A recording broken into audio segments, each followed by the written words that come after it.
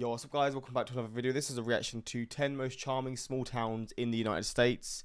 I enjoy these videos, the small town ones where you just look at, in this case, charming, but some other ones I've done before are just unique towns that stand out in their own way. But because the US is so big and so vast, you could probably do about 20 different videos of the 10 most charming towns, and 20 different videos on the most creepy towns, like all these different types of places. And yeah, they just wouldn't get boring because there's just so many different places in the US where you can have these sorts of lists, and I just find them fascinating. But we're going to check this out. Charming towns, I don't know how small they're going. I would say like a small town would be like under 5,000, because towns are typically small anyway, but a small town is very small. But I don't think it really matters based off the population. It'll be interesting to see how they actually look. But we're going to check this out, hopefully going to enjoy. Links are in the description to my Patreon where you can see reactions that I can't post to YouTube, movies, TV series, music reactions, YouTube videos like weather stuff that I can't really post here.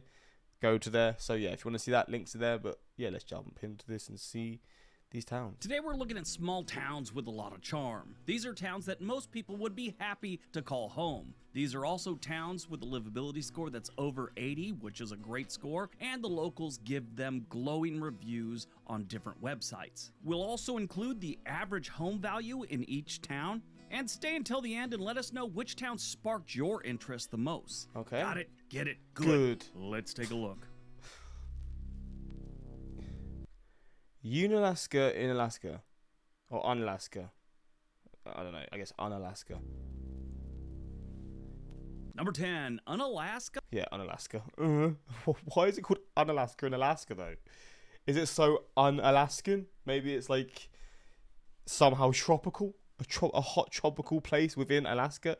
That's very un-Alaskan. But no, I guess we're gonna see. Alaska. Strange name for a town, but it is kind of nice. It's far. Looking for a quiet escape with a population that you could fit into a high school gym? Welcome to Unalaska, Alaska, where the population hovers around 4,500 residents, and you're more likely to see a whale than a traffic jam. But don't let the small size fool you. The town is becoming a hot spot for major cruise lines like Viking and Windstar. They've discovered its charm and now are making regular pit stops there. Unalaska is as remote as my chances of dating Scarlett Johansson. You can only get there by plane or boat, adding an extra sprinkle of adventure to your journey. Once you arrive, you'll find yourself surrounded by jaw-dropping natural beauty and a smorgasbord of activities. Fancy some whale watching? Check. Feel like stretching your legs on a hike? Double check. Want to dive into some World War II history? Head on over to the Aleutian World War II Visitor Center and Museum of the Aleutians, where history buffs can get their fill of fascinating stories and artifacts. Most people don't know this, and I've mentioned it on this channel before, but there was actually a ground battle during World War II in Alaska. What? I did not know that. That is something that's shocked me. What the hell? The Japanese had taken over basically a rock in the middle of the Bering Sea. It was a small island with nothing on there, but they took it over just to get a foothold in the United States. This little island in the Aleutian Islands was so far away that they left them for a while and just bombed the crap out of them, eventually marched on in. If you're looking for Unalaska on a map, it's out there by Dutch Harbor. If you don't know where Dutch Harbor is, that is where all those crabbing boats go in the deadliest catch. And it is on the island of Unalaska. Now, homes don't come up for sale that often, but when they do, you'd probably want to jump on it. The average Unalaska home value is $564,000. Wowza. That is not cheap. Winslow, Arizona. Winslow sounds very, very British. Winslow in Arizona. I wonder what this place is like. Number 9, Winslow, Arizona. All right.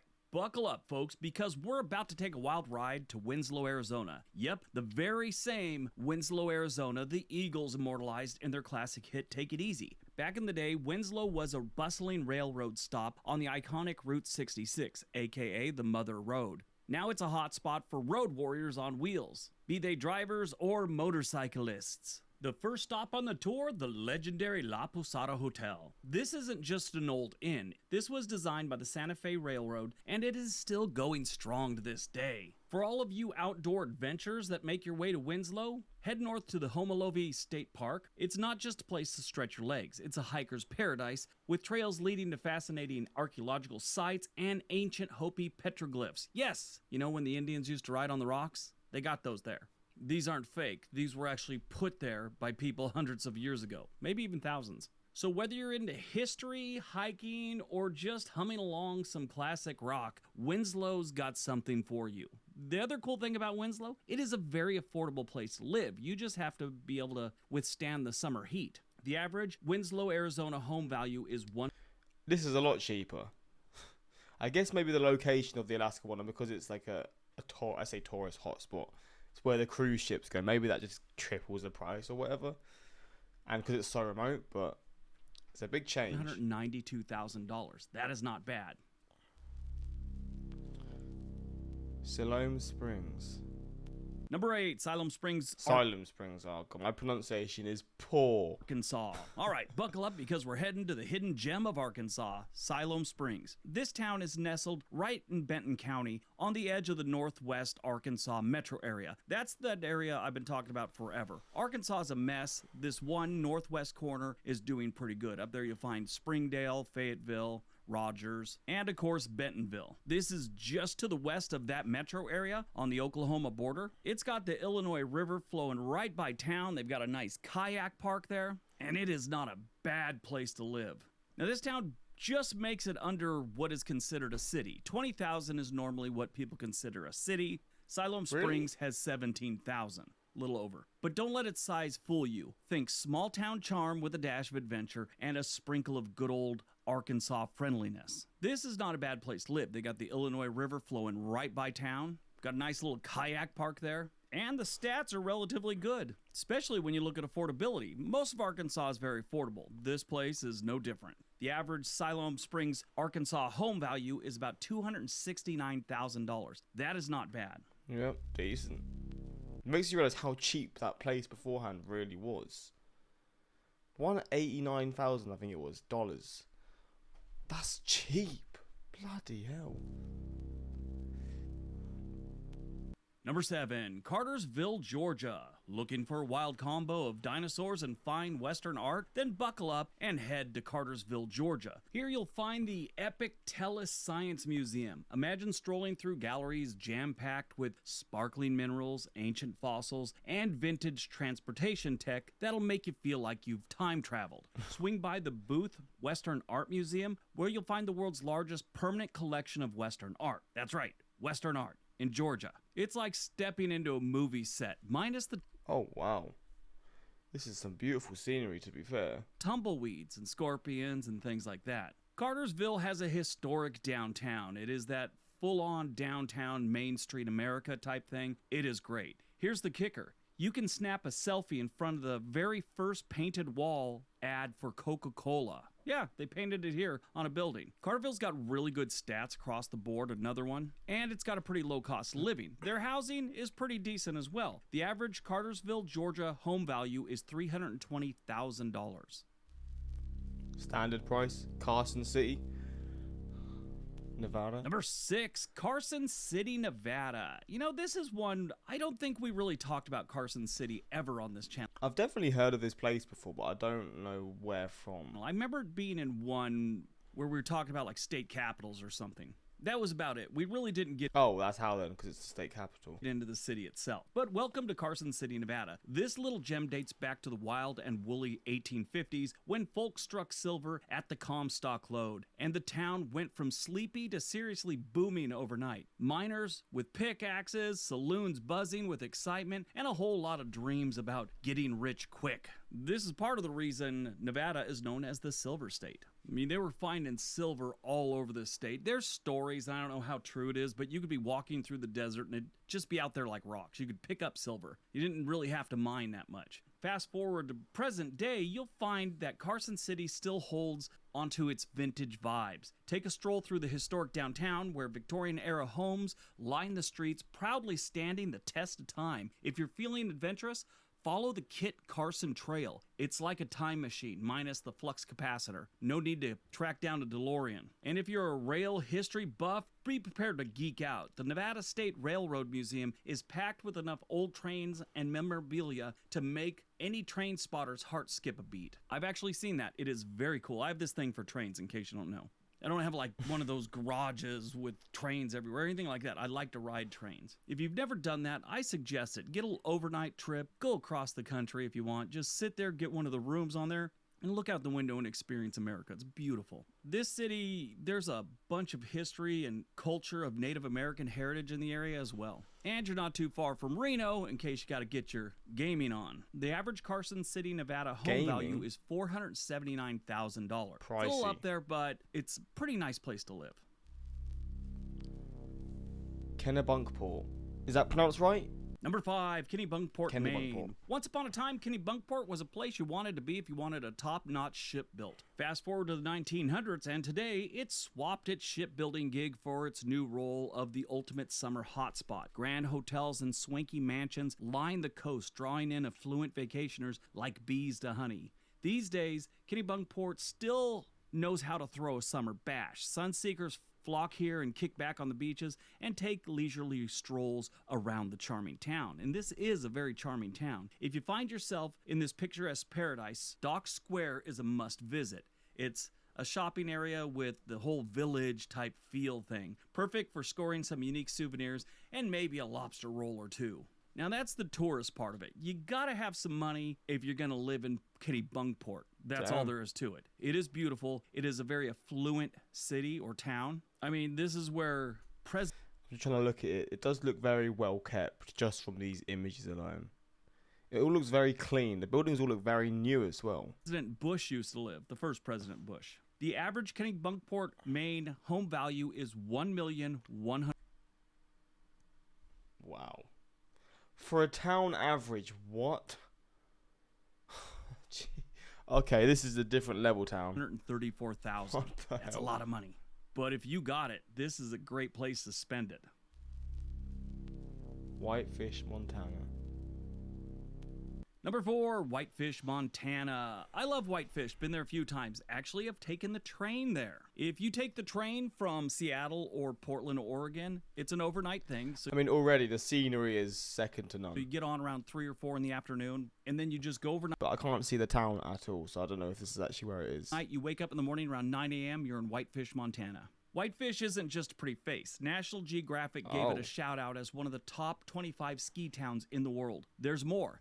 Nestled on the shores of Whitefish Lake, this pint-sized paradise has more than enough things for you to do. Imagine snowboarding down pristine slopes, hiking trails that make you feel like you're in a nature documentary, and bike routes that'll give your legs a workout worth bragging about. If water's more your style, grab a boat during the summer or spring and make some waves on the lake. The cool thing is, it's not just daylight stuff. They've got plenty to do downtown. A lot of great restaurants, bars, pubs, whatever you want. And if you go here, take a day, go out to Glacier National Park. That's another place you can get dropped off in Glacier National Park by the Amtrak, the same train that takes you to Whitefish. Just stay on a little bit longer. The average Whitefish, Montana home value is Wowza. Flipping hell. $892,000. Oxford, Mississippi. There's an Oxford in Mississippi? Okay. Number 3, Oxford, Mississippi. All right, settle down.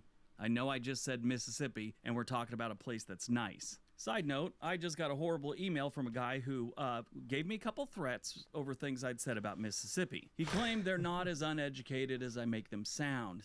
The best part of this email was he had over 30 misspelled words, and his grammar was atrocious. Not that mine's much better.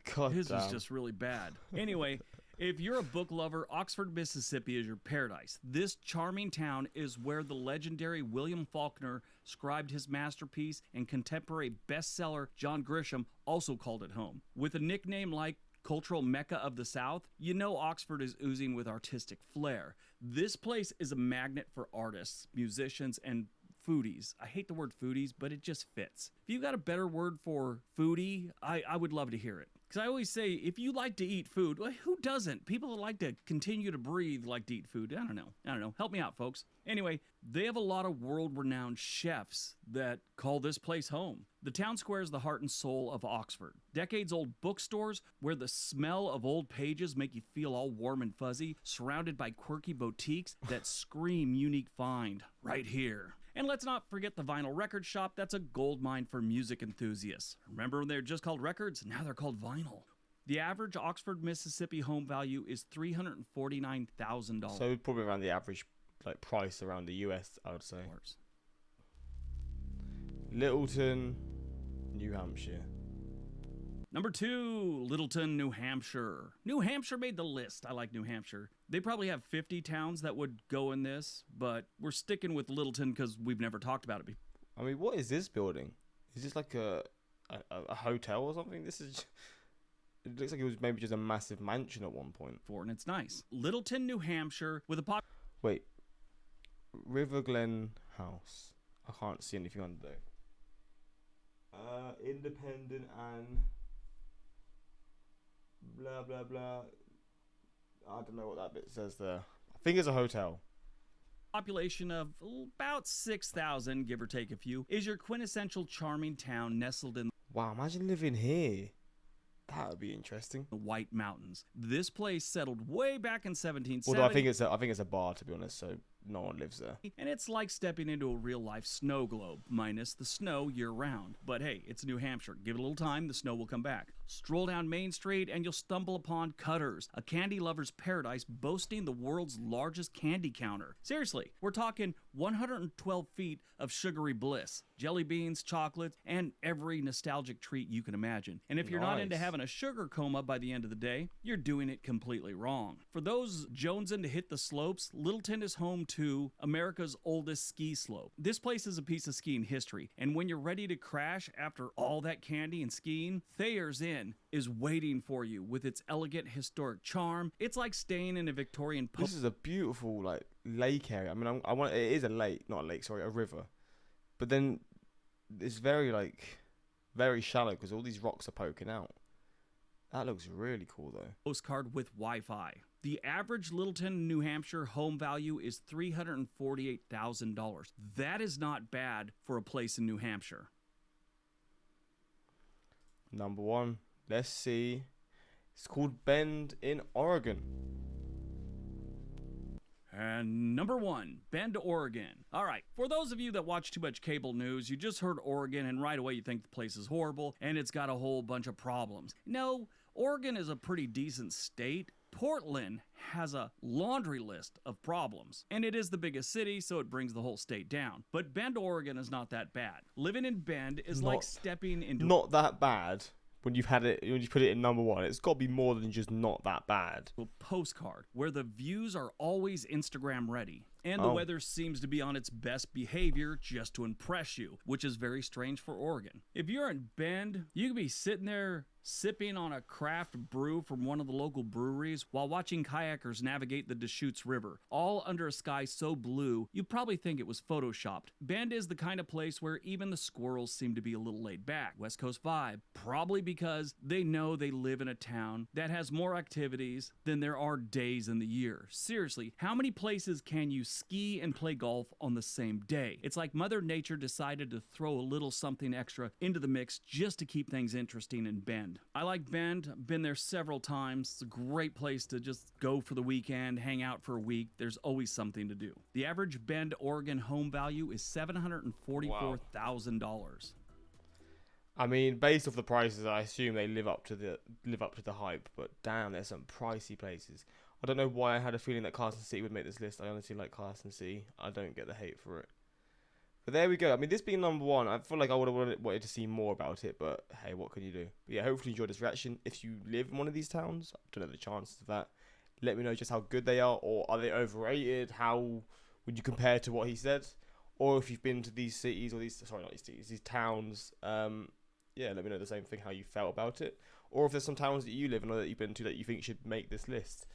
But hopefully you enjoyed, and until next time, subscribe, and peace.